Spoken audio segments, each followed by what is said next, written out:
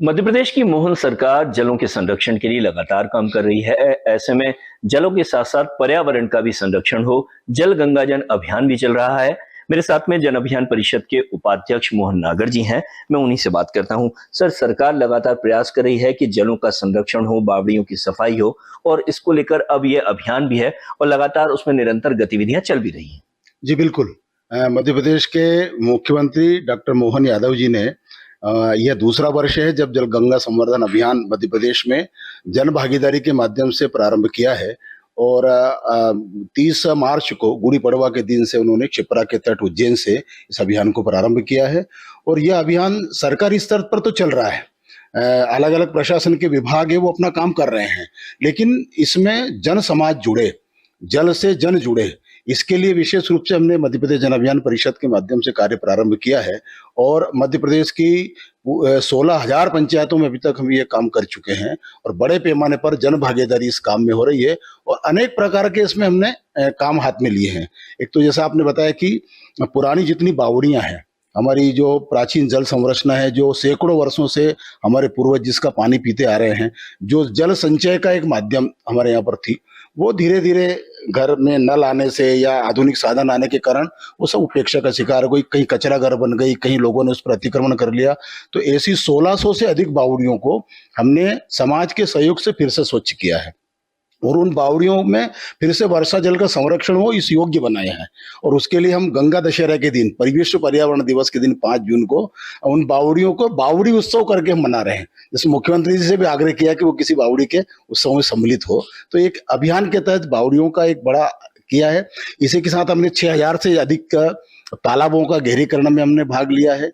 इसी के साथ नदियों के घाटों पर और नदियों के गहरीकरण को लेकर, नदियों की स्वच्छता को लेकर के और बड़ा काम किया है। तालाबों की स्वच्छता को लेकर के और हमने काम किया है। साथ में जन को इसमें सम्मिलित करने के लिए अभी तक हमारे पास जो आंकड़े इकट्ठे हुए उसमें से 35 लाख से ज्यादा लोगों की जन भागीदारी इस जल गंगा संवर्धन अभियान में हमने मुख्यमंत्री जी के मार्गदर्शन में ये अभियान को हम चला रहे हैं अभी तक। अच्छा, इससे जैसे तालाबों की सफाई होती है, वर्षा के पूर्व बावड़ियों की सफाई होती है, आम जन को अगर बताइए तो इससे फायदा क्या होता है? इससे एक व्यक्ति जब जल से जुड़ता है, साधारणतः जब व्यक्ति का ये रहता है कि ये पानी मुझे सरकार के माध्यम से मिल रहा है या पानी मुझे और कहीं के माध्यम से मिल रहा है और मेरी इसमें कोई भागीदारी नहीं है, तो वो उपेक्षा करता है उस चीज की। नल भी बंद नहीं करता है, चालू कर देता है, हम सब देखा है, लेकिन घर के नल के प्रति उसका ऐसा व्यवहार नहीं, क्योंकि उसका खुद का अपना है।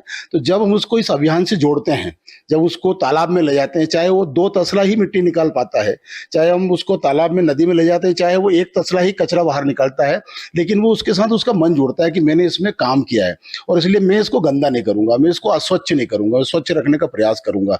तो ऐसे जब समाज जुड़ता है उससे, तो निश्चित रूप से जल का संरक्षण भी होता है, जल की स्वच्छता भी होती है और जल संवर्धन की दृष्टि से भी वो उसके मन में विचार आते हैं कि मुझे कुछ ना कुछ करना चाहिए। अच्छा, मध्य प्रदेश की सरकार लगातार लिंक परियोजनाएं चला रही है, नदियों को नदियों से जोड़ा जा रहा है, तो इसके माध्यम से नदियों के आसपास का क्षेत्र भी विकसित हो रहा है। कितना प्रभाव आएगा, कितना बदलाव आएगा? बिल्कुल, ये जो नदी जोड़ो योजना देश के भूतपूर्व प्रधानमंत्री आदरणीय अटल जी ने प्रारंभ की थी, लेकिन बाद के कालखंड में लगातार 10 साल 12 साल उसकी उपेक्षा होती रही। तो जो उस समय उनकी इच्छा थी वो पूरी नहीं हो पाई। वो इच्छा पुनः देश के यशस्वी प्रधानमंत्री आदरणीय मोदी जी के माध्यम से और हमारे प्रदेश के मुख्यमंत्री आदरणीय डॉक्टर मोहन यादव जी के माध्यम से फिर से, और केन बेतवा लिंक है, काली सिंध है, इन सबको लेकर के फिर से मध्य प्रदेश में नदियों को जोड़ने का काम प्रारंभ हुआ है। और निश्चित रूप से इस नदियों को जोड़ने के माध्यम से मध्य प्रदेश की जो सूखी धरती है, जहां तक अभी तक जल नहीं पहुंचा है सिंचाई के लिए, बाकी लिए, तो इससे बहुत बड़ा लाभ, बहुत बड़ा परिवर्तन इसके माध्यम से आएगा। और समाज जो है इसका स्वागत कर रहा है। सभी जगह पर जो काम हुआ है तो समाज ने इसका सभी स्थानों पर स्वागत किया है कि ये योजना चलना चाहिए और आगे बढ़ाना चाहिए। अच्छा, मैंने आपके बारे में सुना है कि आप पर्यावरण के क्षेत्र में बहुत काम करते हैं, लगातार कई जगह काम किया है। बैतूल के बारे में तो ऐसा सुना है, आसपास के क्षेत्रों में कई पहाड़ियों पे भी आपने बहुत सारे जो सूखे जंगल थे उनको हरियाली में बदल दिया। बिल्कुल बिल्कुल, आपने एक कविता पढ़ी होगी भवानी प्रसाद मिश्र जी की, सतपुड़ा के घने जंगल ऊँघते अनमने जंगल, झाड़ ऊंचे और नीचे चुप खड़े हैं आंख नीचे, ऐसा करके उनकी कविता है। तो वो कविता उन्होंने बैतूल के पास ही एक सोना घाटी की पहाड़ी है, उस पर बैठ करके 1939 में लिखी थी। तब वहां घना जंगल रहा होगा, उसी को आधार मान के उन्होंने कविता लिखी थी। लेकिन 2014 में जब उनकी जन्म शताब्दी आई, तो उस समय जब हमने उनकी जन्म शताब्दी मनाई वहां पर, तो ध्यान में आया कि जहाँ हमने कविता लिखी थी वो तो जंगल ही खत्म हो गया, और उस वर्ष हमने संकल्प लिया कि हम फिर से इस जंगल को, इस पहाड़ी को फिर से हरा भरा करेंगे।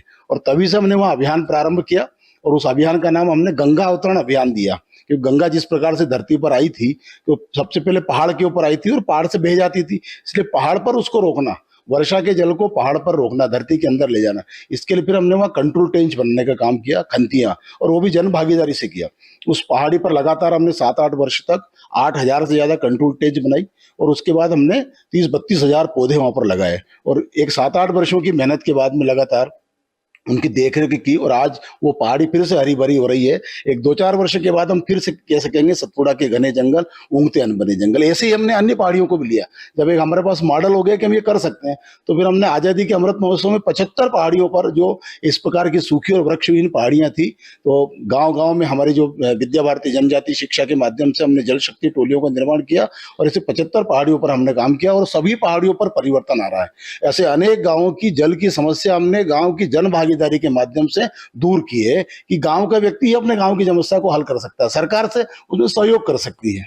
सर, जन अभियान परिषद है, क्योंकि जन की बात है, आम जन की बात है, तो आम जन इन अभियानों से जुड़कर कैसे जुड़ के आगे काम कर सकता है या अपना योगदान दे सकता है? देखिए, हमारा काम करने का एक नेटवर्क है। मध्य प्रदेश जन अभियान परिषद मध्य प्रदेश की सभी 23,000 पंचायतों में उसकी समितियां बनी है, जिसको हम ग्राम विकास प्रस्फुटन समितियां कहते हैं, जो हर गांव में, जिसमें समाज के जो प्रतिष्ठित लोग हैं, वहाँ के सामाजिक कार्यकर्ता है, वो हमारी समितियों से जुड़े हुए हैं। उसके ऊपर हमारे एनजीओ है, नवांकुर संस्थाएं, जो 313 ही ब्लॉक में हमारे 5-5 एनजीओ हैं। तो अब हमारे पास 1565 एनजीओ है जो उसको देखरेख का काम करते हैं। उसके ऊपर हमारे पास में फुल टाइमर्स है, हमारे जो समन्वयक है, ऐसा सारे मिला करके फिर हमारे पास में एक सीएम सीएलडीपी का कोर्स चलता है, बीएसडब्ल्यू एमएसडब्ल्यू, उसके हमारे 50,000 विद्यार्थी हमारे पास में हैं। ऐसे मिला करके मध्य प्रदेश जन अभियान परिषद का मध्य प्रदेश में 3.5 लाख लोगों का सक्रिय नेटवर्क है, जो दिन भर कोई ना कोई काम करते रहते हैं। हर व्यक्ति की इच्छा होती है कि वो पर्यावरण के लिए, अपने ग्राम विकास के लिए, जैविक कृषि के लिए, पर्यावरण बचाने के लिए कोई ना कोई काम करे, स्वच्छता के लिए काम करे, लेकिन उसको मंच नहीं मिलता है। तो ये मध्य प्रदेश जन अभियान परिषद की इन संस्थाओं के माध्यम से हमने उनको मंच दिया है। उस पर आकर के वो सरकार की योजनाओं में भागीदारी भी करता है, और साथ में खुद संज्ञान लेकर के अपने गांव के विकास के लिए वो काम करता है। तो जन अभियान परिषद ये मध्य प्रदेश की जनता का एक मंच है, जो आकर के सरकार की योजनाओं के साथ भी सम्मिलित होते हैं और अपने मन से अपने गांव के विकास के लिए भी काम करते हैं। अच्छा, जो लोग आम व्यक्ति जुड़ना चाहते हैं, अगर मान लीजिए मैं या कोई भी व्यक्ति आम जन जुड़ना चाहता है, कोई योजना में आपके काम करना चाहता है, जन भागीदारी में जुड़ना चाहता है, क्या करना होगा? बिल्कुल, हमारे जितने भी काम चलते हैं मध्य प्रदेश जन अभियान परिषद के, उसकी पूर्व सूचना होती है। समाज में हम उनके बीच में जाते हैं, सोशल मीडिया के माध्यम से जाते हैं, जहाँ गांव में हम काम करते हैं वहाँ ढूंढी पिटवाते हैं कि ये इस गांव में इस प्रकार का कार्यक्रम होने वाला है। तो आमजन जो है सहज रूप से हमसे आकर के जुड़ जाता है। किसी भी मंच पर हम तो चौपाल बैठ के करते हैं, नीचे बैठ करके काम करते हैं, नदी में उतर करके काम करते हैं। तो हर व्यक्ति हमसे जुड़ने के लिए सहज ही उपलब्ध हो जाता है। हमको बहुत ज्यादा मेहनत नहीं करना पड़ती लोगों को जोड़ने के लिए। सहज गाँव का व्यक्ति, नगर का व्यक्ति, नगर में भी हमारी समितियां हैं, तो नगर का व्यक्ति अपने मोहल्ले की स्वच्छता को लेकर के, मोहल्ले में पर्यावरण की गतिविधियों को लेकर के, अभी पौधारोपण का बड़ा अभियान आएगा जून में, उसके 3 माह तक लगातार हम पौधारोपण का काम करेंगे। तो ये हमारी जो समितियों उसके माध्यम से कोई भी व्यक्ति हमसे अच्छा, पौधारोपण की आपने बात करी, क्योंकि पौधारोपण को लेके कई बार सवाल बहुत सारी चीजों के उठते हैं, विपक्ष भी उठाता है, लोग भी उठाते हैं। तो क्या कमियां नजर आती हैं, क्या कमियां नहीं होनी चाहिए? क्या मतलब पौधारोपण के लिए क्या उसके संरक्षण, पौधों की बात होनी चाहिए, किस तरह से होना चाहिए? ये पौधारोपण का क्या है कि पौधा जब हम लगाते हैं तब सबसे पहले, जैसे हम अभी पौधारोपण के लिए तैयारी कर रहे हैं, तो हम सभी पहाड़ियों पर जो खाली जमीन है वहां पर, इसके लिए हम 2 प्रकार की योजना हमारी चलती है। एक तो हमारी एक नर्सरी चलती है, प्रस्फुटन नर्सरी, और एक प्रस्फुटन हमारा उद्यान चलता है, दोनों प्रकार का, कि हम खुद बीजों से पौधे तैयार करते हैं। और अभी उसके लिए हम गड्ढे खोद रहे हैं सभी स्थानों पर। जैसे ही हम गड्ढे खोद के उसमें खाद भर रहे हैं हमारी समितियों के माध्यम से, और जैसे ही वर्षा हो जाती है कि हाँ पर्याप्त वर्षा हो गई है और अब जो है वो अवर्षा की स्थिति नहीं आएगी, उस समय फिर हम पौधारोपण करते हैं। तो 3 माह तक लगातार उसको पानी मिलता है। तो ये जब 3 माह तक पानी मिलता है तो पौधा जड़ पकड़ लेता है। होता क्या है कि अभी पर्यावरण दिवस कल आएगा, लोग जाकर के पौधे लगा देंगे, बाद में पानी 15 दिन तक नहीं आए, पौधे सूख जाते हैं। तो इसके कारण जो है वो अच्छे वाले पौधे जो बहुत मेहनत से लोग उनको तैयार करते हैं नर्सरी में, वो सूख जाते हैं। इसलिए पौधे लगाने का सबसे अच्छा समय जुलाई माह से, हमारे यहाँ पर हरियाली अमावस्या आती है, तब से लेकर के और हम आंवला नौवीं तक पौधे लगाने का हमारे यहाँ पर समय है, और बाद में फिर उसकी देखरेख करते हैं उन्हीं समितियों के माध्यम से कि हमको इसमें पानी देना है, इसकी सुरक्षा करना है। तो ये जब तक 3 प्रकार की व्यवस्था हम नहीं करेंगे, पौधे बचेंगे नहीं, आप कितने भी पौधे लगा लीजिए। अच्छा, मध्य प्रदेश के मुख्यमंत्री मोहन यादव जी प्रदेश के विकास की बात कर रहे हैं। जन अभियान परिषद के मोहन जी क्या एक संदेश आम जन को देते हैं कि पर्यावरण संरक्षण उसके माध्यम से हो सके? जी बिल्कुल, बिल्कुल। मोहन जी हमारे प्रदेश के जो मुख्यमंत्री हैं वो बहुत संवेदनशील है, और पर्यावरण को लेकर के उनके मन में अनेक प्रकार के ऐसे विचार आते हैं। विशेषकर जो आज मध्य प्रदेश में वनों के संरक्षण को लेकर के, वन्य जीवों के संरक्षण को लेकर के और जल संरक्षण को लेकर के वो जो ऐतिहासिक काम उनने पिछले 1 वर्ष में किया है कि हमारे 2-2 जो है वो बाघ रिजर्व क्षेत्र उन्होंने घोषित किया है। वो कछुए लेकर के आ रहे हैं, वो अन्य जगह से चीते लेकर के आ रहे हैं, वो अन्य जंगलों से ला करके हमारे जीव जंतु यहाँ ला करके छोड़ रहे हैं, और उनका कैसा संरक्षण वो खुद मॉनिटरिंग करते हैं। मैं स्वयं जो सरकार का जो बोर्ड है, वाइल्ड लाइफ बोर्ड, उसमें मैं सदस्य हूँ, तो बैठक में कितनी बारीकी से वहाँ अधिकारियों को निर्देशित करते मैंने देखा है। तो निश्चित रूप से उनके हाथों में मध्य प्रदेश का पर्यावरण का भविष्य बहुत सुरक्षित है, और निश्चित रूप से मध्य प्रदेश के जंगल ये लगातार बढ़ रहे हैं, उसमें वन्य जीव बढ़ रहे हैं, उसके कारण पर्यटन मध्य प्रदेश में बढ़ रहा है, और सभी क्षेत्रों में उनके मार्गदर्शन में विकास हो रहा है। और मोहन नागर जी का क्या संदेश?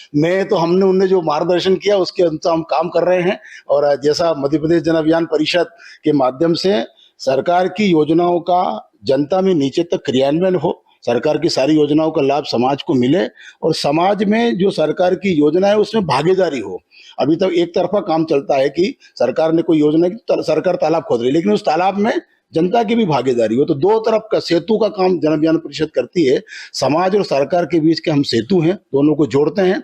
उस योजनाओं का लाभ जनता को मिल रहा है कि नहीं मिल रहा, उसकी सूचना भी हम सरकार को देते हैं कि किस योजना का यहाँ पर पालन करना चाहिए, कौन सी नई योजना लाना चाहिए। सरकार उसकी तरफ भी, और जब हम सूचना देते हैं सरकार को, तो निश्चित रूप से सरकार जागरूक होकर के और उन क्षेत्रों में वो काम करवाती है। तो मध्य प्रदेश जन अभियान परिषद सरकार के आंख, नाक, कान सब हैं, और हम उनको सही सूचनाओं का और आदान प्रदान उसके माध्यम से जन अभियान परिषद के माध्यम से होता है। चलिए, हमसे बात करने के लिए धन्यवाद। मेरे साथ में थे जन अभियान परिषद के उपाध्यक्ष मोहन नागर जी, जिनका साफ तौर पर कहना है कि जिस तरह से मध्य प्रदेश के अंदर लगातार काम हो रहे हैं, जन अभियान परिषद के माध्यम से हो रहे हैं या अन्य योजनाओं के माध्यम से हो रहे हैं, निश्चित तौर पर उससे आम जन को जो निचले स्तर तक जुड़ा हुआ है उसे कहीं ना कहीं फायदा होगा। कैमरामैन रवि यादव के संग आदर्श चौरसिया, DN